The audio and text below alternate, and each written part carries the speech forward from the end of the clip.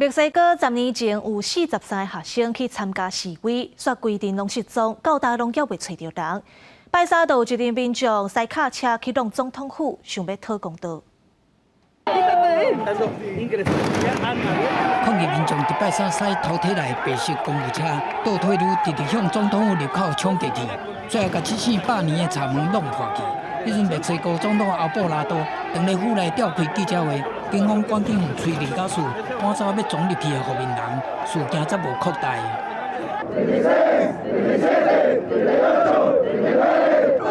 民众会用这么激烈的手段，是因为10年前43个学生离奇失踪案，到今也拢找无。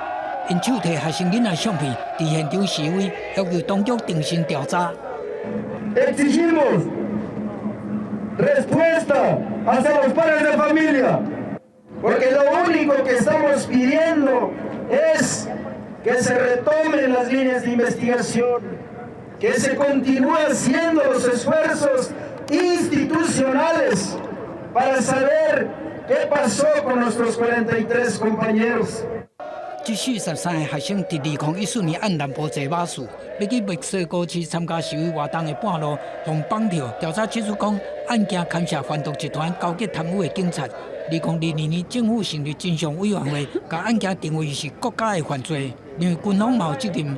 不过案情细节一直无公布。